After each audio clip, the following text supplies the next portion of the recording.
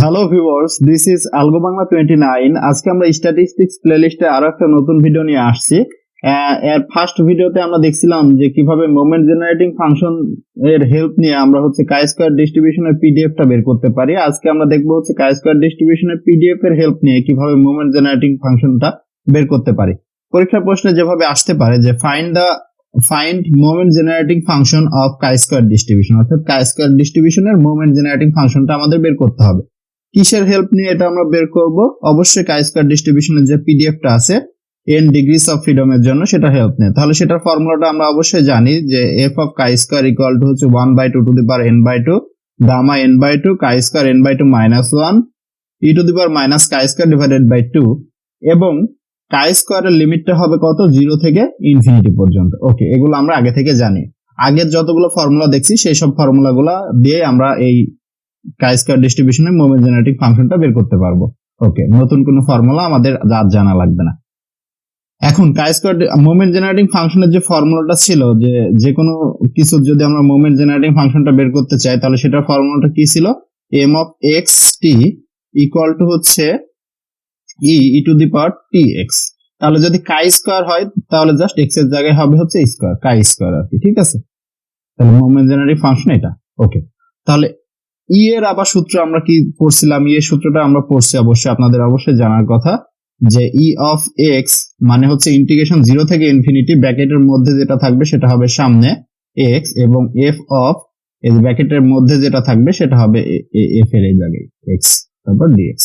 ওকে, তাহলে E of e to the power t chi square, এটার যদি আমরা ফর্মুলাটা এই অনুযায়ী যদি বসাইতে চাই তাহলে আলটিমেটলি কি হবে? ব্র্যাকেটের মধ্যে আমাদের কোনটা আছে ই এর, সেটা হবে সামনে, এবং এক্স স্কয়ার যেটা আছে সেটা হবে এই যে এফ এর মধ্যে আর কি। ঠিক আছে, তাহলে এটা ফর্মুলাটা আমরা কি পেলাম? 0 থেকে infinity e to the power t chi square into f of chi square d chi square. Okay okay, then আমরা জাস্ট পিডিএফ এর যে মানটা আমরা জানি, এফ অফ কাই স্কয়ার এর যে মানটা এই যে 1/2 to the power n/2, just এটা পুট করছে এখানে।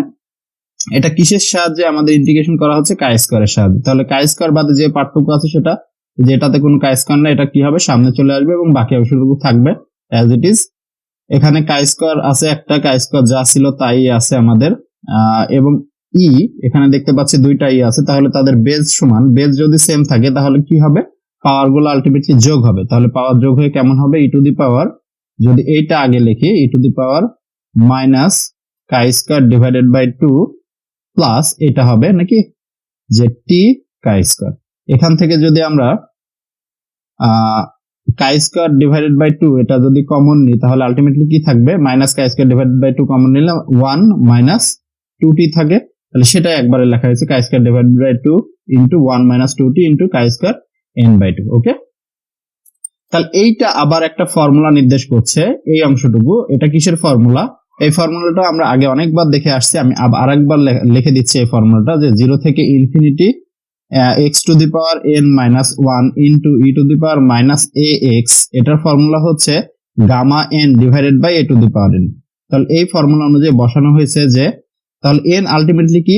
এক্স এর পাওয়ার যেটা আছে n/2, তাহলে এটা হচ্ছে আমাদের n, এবং এ কোনটা হবে? তাহলে এ হবে আমাদের এই অংশটুকু কাই স্কয়ার বাদে। তাহলে এই অংশটুকু কোনটা? 1 মাইনাস 2t, আর 2 তো নিচে ছিল, ডিভাইডেড বাই 2। তাহলে এটা হচ্ছে আমাদের এ। তাহলে এই ফর্মুলা অনুযায়ী যদি বসানো হচ্ছে অবশ্যই নিচে, হ্যাঁ। তাহলে গামা n/2, এই যে n/2 divided by a to the power, a মানে কত? 1 মাইনাস 2t ডিভাইডেড বাই 2, এটার পাওয়ার হচ্ছে n/2। 1 minus 2t divided by 2, এটার পাওয়ার হচ্ছে n/2। তাহলে আলটিমেটলি এখানে যা ছিল তাই। এই যে 2টা যদি উপরে যায় তাহলে কি হবে? 2 এর পাওয়ার তো n/2, তাহলে n/2 থাকবে 2 এর পাওয়ার, এবং এটার পাওয়ার অ্যাজ ইট ইজ n/2ই থাকবে।